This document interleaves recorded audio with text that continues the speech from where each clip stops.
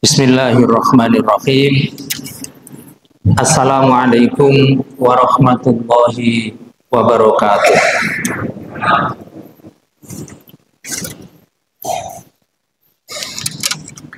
Alhamdulillahilladzi khalaqa minal ma'i basyara faja'alahu nasaba wa sihra wa kana rabbuka qadira. Wassalatu wassalamu ala man arsalahu basyiran wa nadhira wa da'iyan ilallahi bi'idnihi wa sirajan munira wa ala alihi wa ashabihi wa man tabi'ahu bi ihsanin ila yaumiddin. Amma ba'du. Para bapak, para ibu, para saudara sedaya jamaah sholat subuh Masjid Al-Falah, kita bersyukur kepada Allah pada pagi ini Allah memberi kita nikmat sehat dan juga nikmat sempat. Dua nikmat ini, kata Nabi, banyak orang yang tidak peduli dengan nikmat ini, yaitu nikmat sehat, nikmat sempat. Kita bisa hadir di masjid ini karena dua nikmat ini. Yang pertama, kita sehat, dan yang kedua, Allah memberi kita sempat. Karena itu kita syukuri dengan duduk bersama, tolabul ilmi bersama, sampai jam berapa tadi? Jam? Nah, lah menirem nih.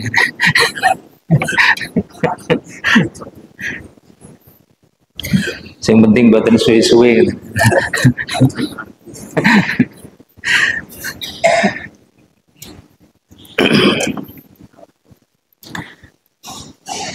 Bapak Ibu jamaah sekalian, pagi ini kita bersama-sama ngaji surat Al-Insyiqaq, mulai ayat yang ke-6 sampai ayat 13 insyaallah.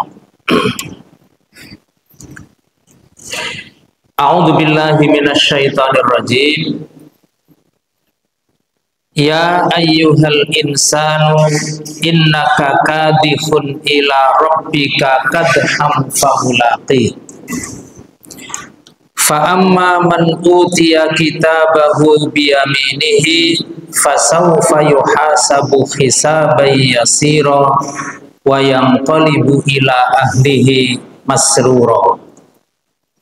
Wa amma man utiya kitabahu wara'a dhahrihi fasawfa yad'u thubura wa yasla sa'ira innahu kana fi ahlihi masrura.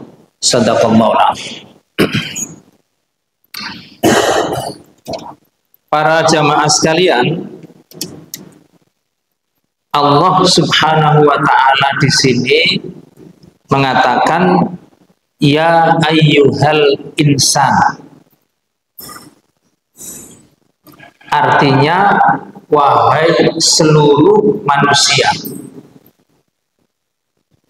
Kalau Allah memanggil dengan panggilan insan, berarti yang dipanggil oleh Allah itu seluruh manusia, laki-laki, perempuan, besar, kecil, baik yang muslim maupun yang tidak muslim, semuanya dipanggil oleh Allah. Ya ayyuhal insan. Apalagi kita.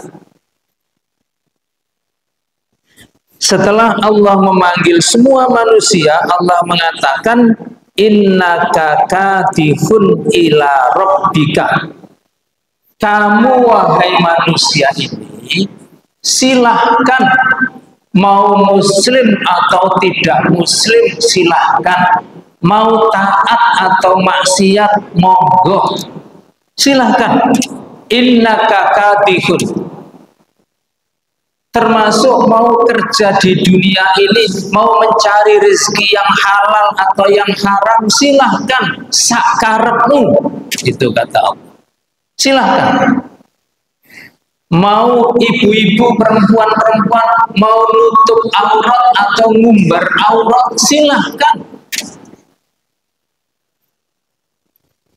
Yang penting famulati, nanti setelah kamu melakukan apa saja di dunia ini, nanti setelah itu kamu akan mati, famulaqihi, nanti kamu akan ketemu Allah dan siap-siap dimintai tanggung jawab. Itu saja. Wis sakarepmu lakoe. Sing penting meneh ketemu Allah terus ditakoni sing kon lakoni, nah jawabe piye? Niku mau. Innaka kadihun ila rabbika kadhan famulaqi. Kenapa kamu mencari rezeki dulu halal, nanti sampaikan kepada Allah. Kenapa kamu mencari rezeki dulu kok halal haram kon campur baur, nanti yang penting kamu tanggung jawab di hadapan. Itu saja. Sepakat nggih? Nggih, harus sepakat wong ayat ngoten. Jadi saya ulang, wahai semua manusia, sesungguhnya kamu di dunia ini melakukan apa saja terserah, yang penting nanti di akhir kehidupan ini kita akan mati dan akan dihidupkan lagi, ketemu Allah, nanti famulaqi, dimintai pertanggungjawaban. Itu saja. Siap tidak siap akan itu terjadi. Emoh tak gelem pasti terjadi. Tidak ada yang tidak. Ini pengumuman pertama dari. Nah, ayat selanjutnya Allah membagi manusia dua kelompok. Yang pertama, fa'amma man utiya kitabahu biyamini. Bapak, Ibu, dan saudara sekalian, umur kita ini ada akhirnya. Hidup di dunia ini ada batasnya. Semua akan mati. Dan mati itu tidak perlu nunggu tua.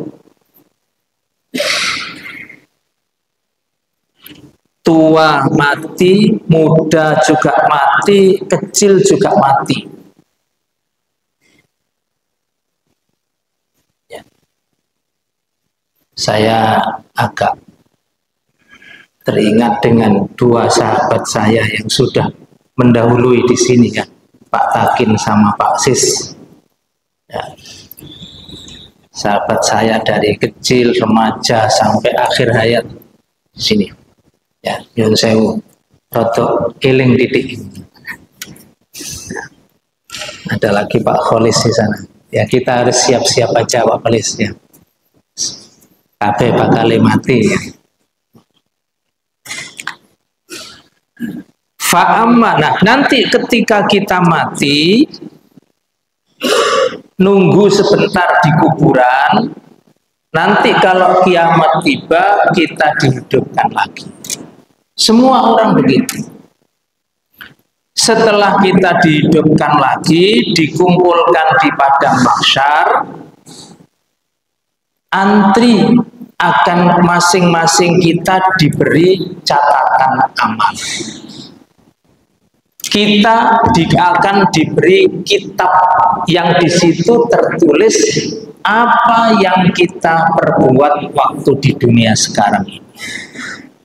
Nah, yang pertama, fa'amma adapun Man utia, orang yang dikasih kitabahu, catatan amalnya, biyaminihi, dengan tangan kanannya.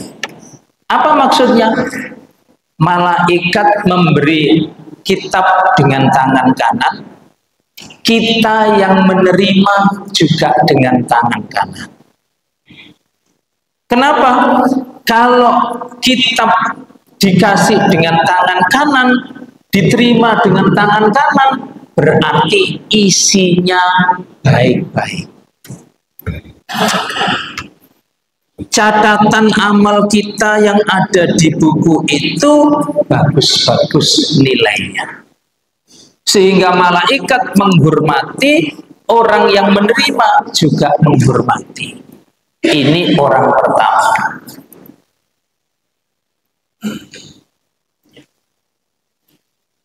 Kalau sudah begitu, fasaufa yuhasabu hisaban yasira.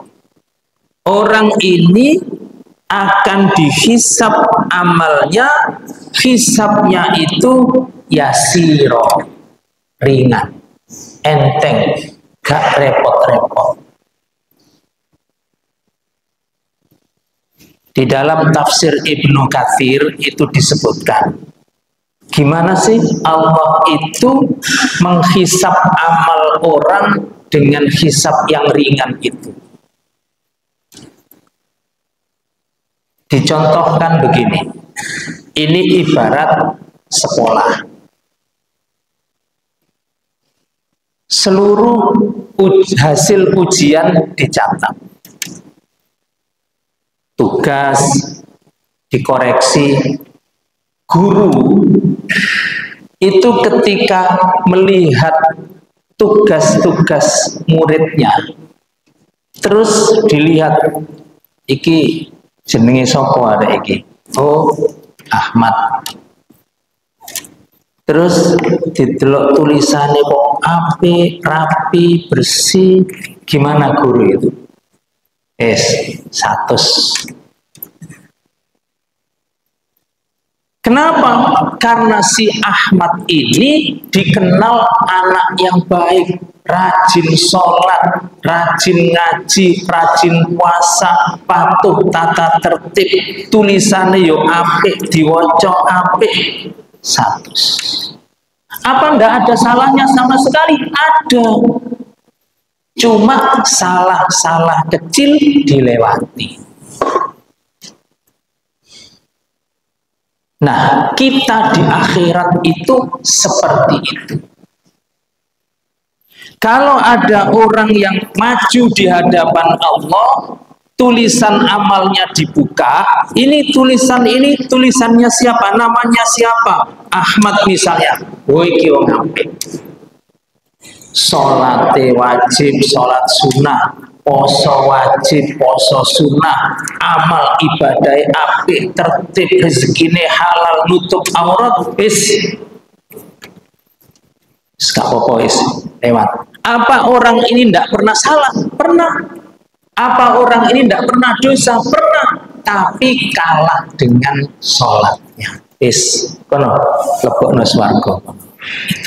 Fasaufa yuhasabu hisaban yasira, dihisab tapi ringan.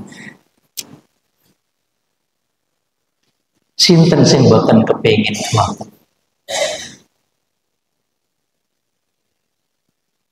Kita semua kepengin.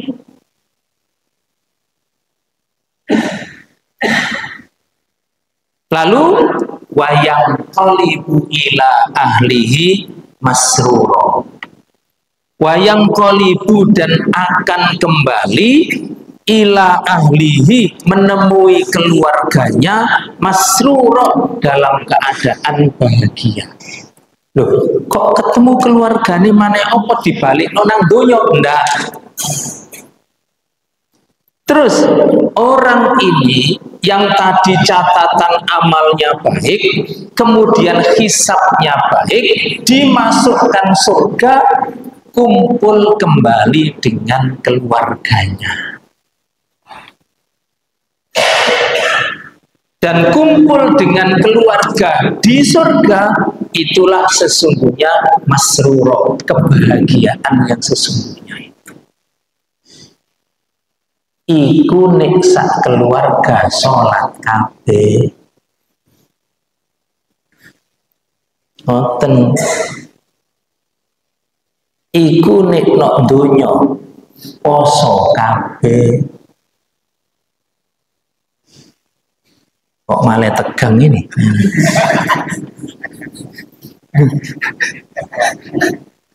Mau kok gak ngono.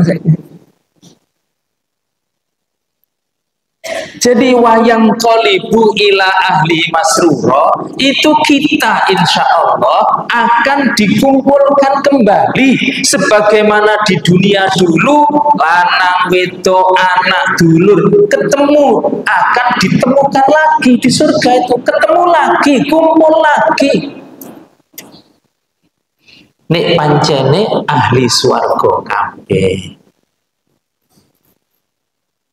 Ono adzan nang masjid kabeh, poso kabeh, ngaji kabeh.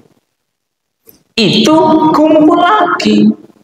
Mboten usah khawatir, begitu kata Allah, wa yang qalibu ila ahlihi masrur.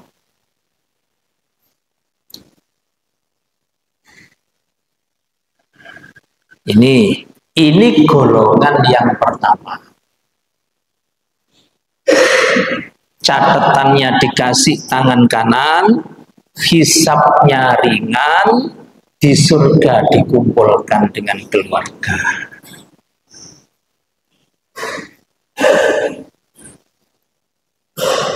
Yang kedua, golongan yang kedua, wa amma man utiya kitabahu wara'a dhuhrih. Wa amma, adapun man utiya, orang yang dikasihkan kitabahu, kitab catatan amalnya, wara'a dhuhrih, teko mburine gegere.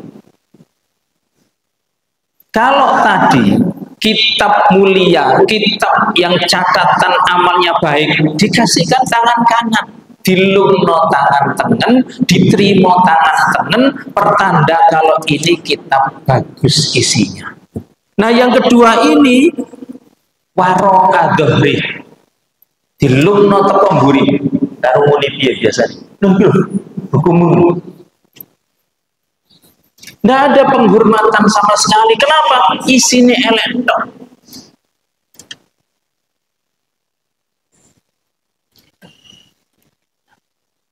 Ada orang begitu, orangnya tidak terhormat, ngasihkannya bukan dengan cara terhormat, karena barang yang dikasihkan ini bukan barang terhormat, elek tok isinya. Sholat nol, poso gak tahu,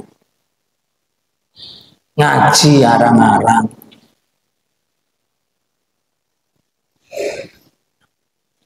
Jadi kayak anak kita pulang sekolah terima rapor. Kalau raportnya itu bagus nilainya, anak juga senang, orang tua yang menerima juga senang. Tapi kalau raport itu nilainya jelek, yang guru yang ngasihkan itu juga tidak bahagia. Anak yang menerima raport itu juga tidak bahagia. Digawa mulai sedih. Wis jelas bapak ilmu muring-muring jelas. Jadi suasananya sudah tidak bahagia.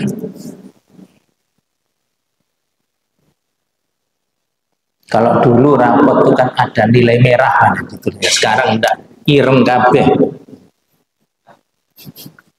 Sekolah munggah kabeh, biar kan ada yang enggak naik kelas.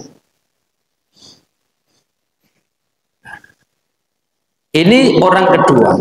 Wa amma man utiya kitabahu wara'a dhuhrih.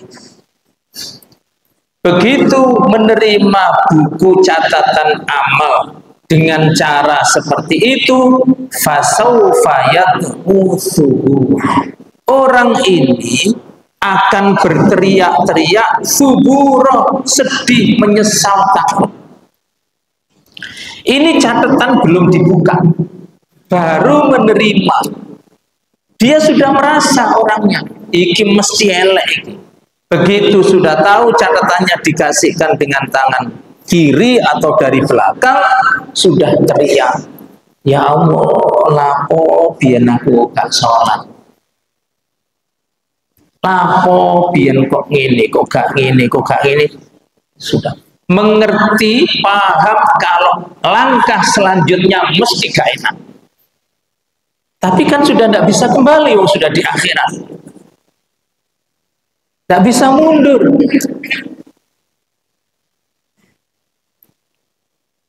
Wa yasla sa'iro, lebih menyedihkan lagi, orang ini akan yasla, akan dibakar sa'iro, di neraka sa'ir. Banyak ayat-ayat, banyak hadis yang menceritakan tentang neraka. Ada neraka wail bagi orang yang sholat tapi tidak sah sholatnya, bagi orang yang tidak jujur waktu nimbang. Makanya ada wailun lil musallin, ada wailun lil mutaffifin. Dodol tuku, nimbang, naker, ngukur, tidak jujur. Nimbang ayam, gak jujur. Nimbang nopo mana?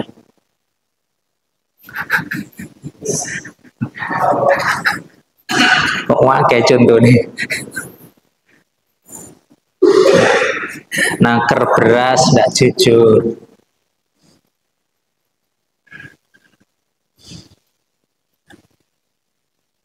Neraka wae.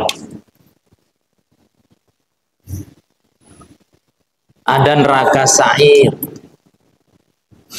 ada jahanam, macam-macam sesuai dengan dosa-dosa. Di neraka kata Nabi ada gunting yang akan memotong lidahnya orang yang banyak dosa karena omongannya. Ditarik, dipotong, ditarik, dipotong, tidak ada habis-habisnya. Karena memang dusta, fitnah, namimah keluar dari dosa lisan. Mungkin ini belum diceritakan di dalam hadis, akan ada tangan driji sing diguntingi, terutama jempol, modo diketok karena suka nge-share berita-berita fitnah lewat HP. Nah, kan drijine itu, drijine. Nah, berita-berita fitnah, dusta, hoax, wabeh. Nah, diketoki drijine, naudzubillah.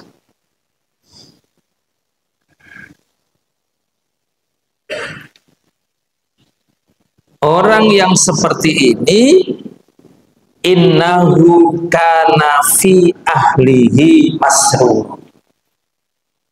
Kata masrur di surat ini, dan hanya ada di surat ini, diulang 2 kali.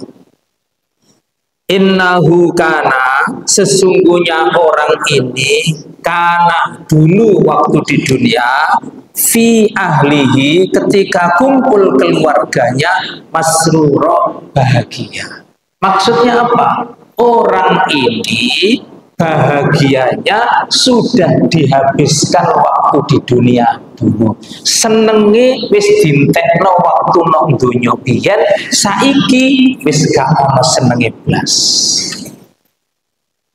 Jadi kalau ahli surga tadi, ya saya ulang, wayang qalibu ila ahlihi masrura, mereka ini akan dikumpulkan kembali dengan keluarganya di surga dalam keadaan bahagia.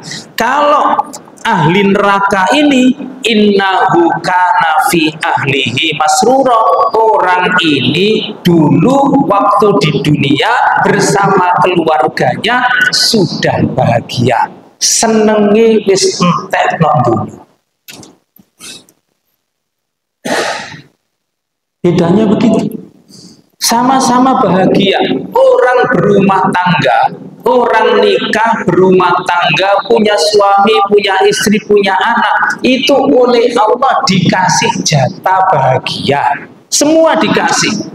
Keluarga sholat ya bahagia, keluarga ndak sholat ya bahagia, keluarga gak ngaji ya bahagia, keluarga ngaji bahagia. Cuma kalau keluarga taat bahagia dunia sampai surga, keluarga ndak taat cukup di dunia saja, dintek-entekno senenge, di akhirat sudah tidak ada lagi. Satu keluarga misalnya, rumah punya, kendaraan punya, urip cukup, anak, bojo, dulur cukup, ngelencer. Kan gitu, punya mobil ngelencer. Ngeriki ngelencere ten pundi? Nang Malang, nang Jogja, nang gune. Mana lah?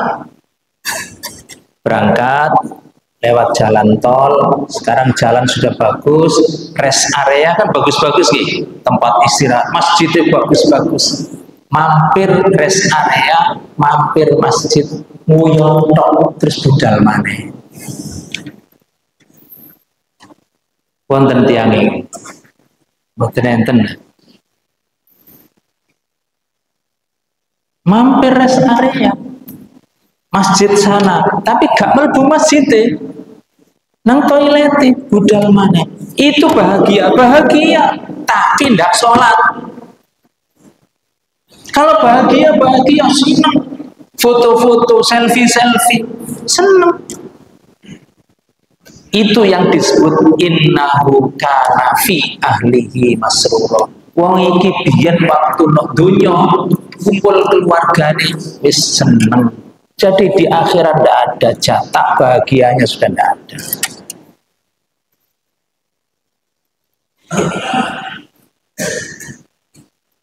Jadi ada dua golongan. Satu bahagia dunia sampai surga, dua bahagia dunia tok, di surga sudah tidak ada bahagia lagi. Nah, kalau kita bicara tentang amal dan hisab di akhirat, maka kita harus bicara tentang sholat.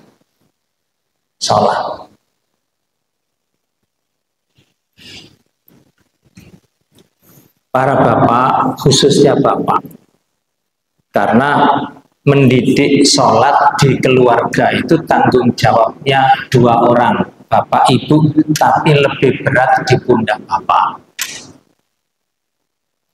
Karena Allah bilang di surat Toha, wa'mur ahlaka bis-sholat wastabir 'alaiha. Wa'mur kongkonen ahlaka keluargamu. Berarti yang diomongi oleh Allah ini siapa? Orang laki-laki. Suruh keluargamu. Mu itu siapa? Kita para bapak. Ahlaka. Kalau ibu ahlaki. Ahlaka. Suruh keluargamu itu, istri dan anak-anakmu, bisolati. Sholat. Semua nabi di dalam Quran itu pasti bicara tentang sholat. Mulai Nabi Nuh, Nabi Ibrahim, Nabi Ismail, Nabi Ishak, Nabi Musa, Nabi Isa, apalagi Nabi kita. Nabi Isa wa awsani bis-shalah. Nabi Ismail wa kana ya'muru ahlahu bis-shalah. Semua. Jadi bapak-bapak, mbah-mbah ini kalau sholat subuh di masjid, alhamdulillah, berjamaah, alhamdulillah, dapat soft pertama, alhamdulillah, tapi jangan bunga, senang dulu. Ketika kita salam assalamualaikum warahmatullah, assalamualaikum warahmatullah, mantun niku jenengan oleh memburi sing rodok waduh. Ono enggak anak putuku? Ada ndak anakku, istriku, adikku, dulurku, putuku di saf belakang sholat subuh itu ada ndak? Kalau ndak ada, inna lillahi wa inna ilaihi raji'un. Tegang mana kita ini? Gitu.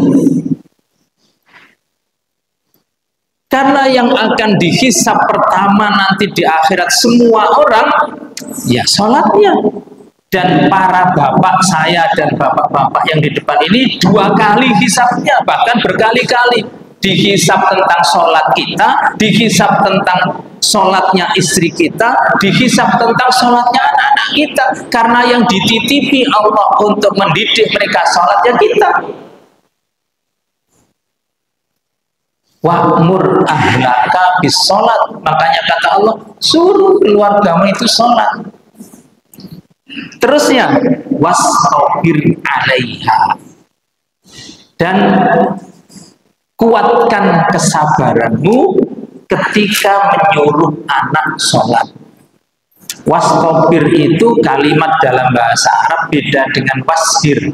Wasbir itu kalau diartikan ya sabaro. Tapi kalau wastabir, lipat gandakan kesabaran. Sing nemen lah oleh sabar waktu mendidik anak sholat itu kudu sabar, tidak boleh putus asa. Contoh, bapaknya, ibunya katakanlah jam 4 subuh sudah bangun. Apa anak kita sudah bangun? Sampun apa dereng? Dereng. Oke. Adzan subuh kita totok gedok cung nak tangi wis ada nopo langsung tangi mboten kok kompak ngene belum bangun. Setelah itu kita sholat sunnah dulu ya, bisa di rumah sholat sunnah 2 rakaat. Kita gedok lagi apa anak sudah bangun? Loh, dibuka lawangi. Ternyata ya durung tangi pancene. Kita masuk kamarnya, kita ceblek sikile, cung tangi cung, apa langsung tangi? Iki rada angel anjena. Karena kita sudah beri contoh, dia ndak niru. Kita sudah sholat sunnah, dia ndak bangun. Ini di masjid sudah mau qomat, akhirnya kita gebrakan, ayo natangi. Baru tangi, ditutut sak geger-gegere bisa. Apakah ketika bangun langsung kejeding wudu? Mboten.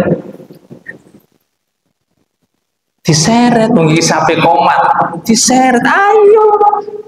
Melbu jeding, lawang diinep, apa terus langsung buka keran? Nganjir, yang pikir jeding.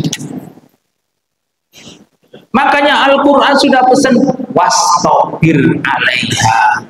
Kamu sabar, gak usah putus asa, lanjut terus.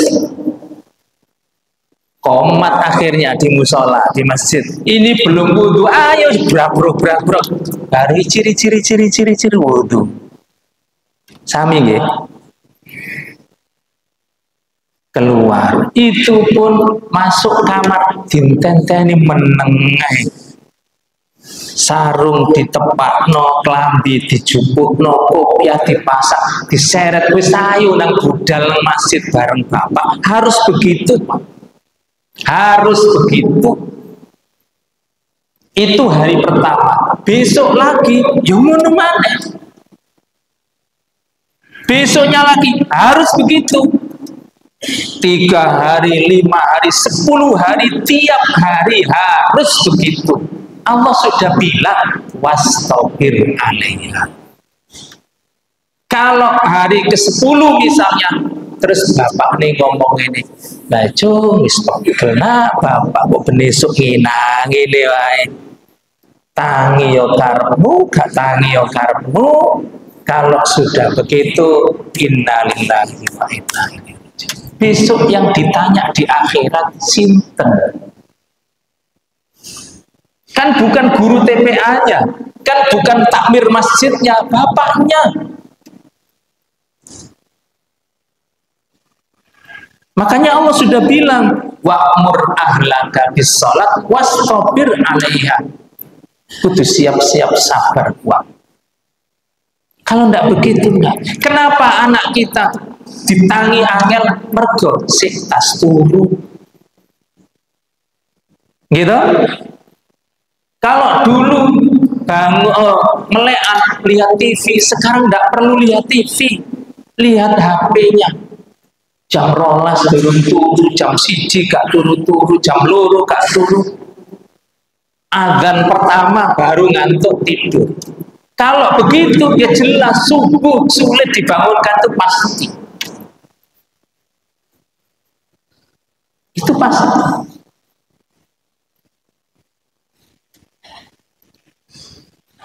Wa'mur ahlaka bis sholati wastabir 'alaiha. Lanjutan ayatnya, la nas'aluka rizqan. Aku gak njaluk awakmu rizki. Nahnu narzuquk. Dawuhipun Allah, justru aku sing ngekei kon rizki. Nah, di tafsir Ibnu Katsir juga ada pertanyaan begini. Kenapa dalam satu ayat Allah itu bicara sholat, seterusnya bicara rizki? Nah, dijawab, kalau Allah bicara sholat, itu kanggo anake. Kalau Allah bicara rizki, kanggo bapak nih. Kenapa? Karena banyak orang-orang dewasa, para bapak, gak sholat, alasannya mergo napa? Nyambut kami, golek rizki. Lanas aluka rizkan. Aku loh, kalau menurut bahasa kita, aku gak jaluk kon opah, justru sing ngekei opah itu aku. Lu tak kompon sholat aja angin. Ini untuk bapaknya bukan anak. Nyuwun sewu, enten tukang kayu, tukang batu mboten? Wonten. Kerja mulai jam 7, istirahat siang kapan? Mulai istirahatnya kapan? Adzan zuhur kan? Adzan zuhur istirahat. Nek ono adzan zuhur lapo kok istirahat? Iku perlu sholat jamaah atau perlu mulai?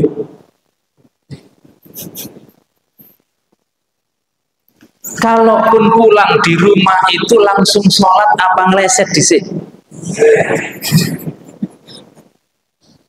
Lapo ngenteni adzan ngeleset baik. Kan mau ngeleset lah gak apa-apa. Ini maka tepat niki nuwun sewu mboten kok tukang kayu tukang batu niki contoh mawon. Mengapa Allah sampai batasan rizki dengan sholat? Karena orang banyak meninggalkan sholat karena alasannya mencari rizki. Kata Allah, sing ngekei rizki ku aku, tak kompon sholat di luar kok.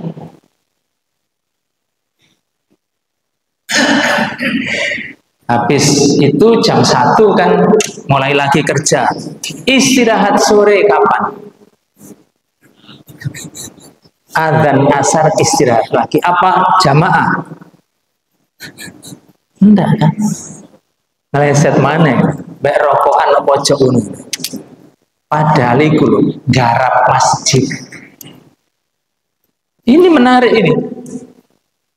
Ini garap masjid, ono adzan istirahat. Tapi rokokan ono pojok masjid. Buyar jamaah kerja mane. Saya tidak mengatakan tidak sholat, enggak. Insya Allah tetap sholat. Tapi kenapa begitu? La nas'aluka rizqan nahnu narzuquk.